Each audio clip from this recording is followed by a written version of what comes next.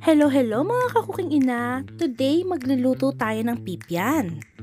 Ang pipyan ay isang Cavite dish na very similar sa kare-kare. But instead of using ox tripe, ang gagamitin natin dito ay chicken. Isa nga ang pipyan sa mga lutong Caviteño na magpapatunay ng Spanish influence sa aming cuisine. Kaya halika at samahan nyo kong magluto ng pipyan.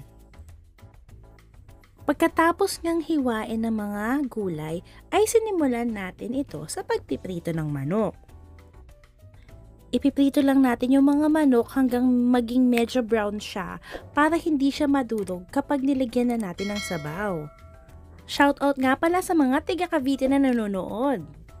At sa mga nanonood nga mula sa ibang lugar, i-comment nyo kung tiga saan kayo para malaman ko kung hanggang saan nakakaabot ang mga videos na ito.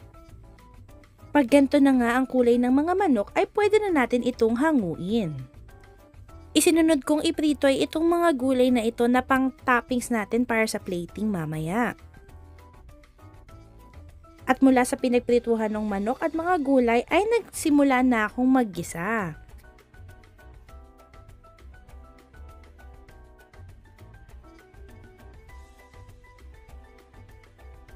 Inuna ko nga igisa ang mga sibuyas dahil mas madaling masunog ang mga bawang. Nung luto na ang mga sibuyas ay isinunod ko na rin ang mga bawang. Igisa lang natin ito hanggang mag golden brown, pagkatapos ay isunod na natin ilagay ang atsuete or anato.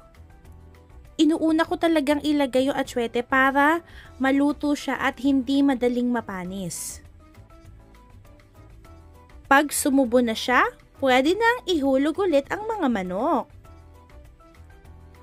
Mga kakuking ina, wag po natin kalimutang mag-like at mag-subscribe sa aming channel. Maya-maya pa nga ay naglagay na ako ng patis. Imbis na dinurog naman niya aking nilagay ko siya ng peanut butter. Pinili ko talaga tong Kirkland kasi yung peanut butter nito hindi masyadong matamis. Pagkatapos nun ay nilagyan ko ng tubig at inihulog na ang mga sitaw dahil matagal tong maluto. Maya-maya pa nga ay naglagay ako ng kalahating Knorr chicken cube. Pagkatapos nun ay tinakpan ko at hinayaang sumubo. Pagkasubo nga ay inihulog ko na ang mga pechay. Pinasubo ko nga lang siya at maya-maya pa ay luto na siya. Ganun lang kadali mga kakuking ina.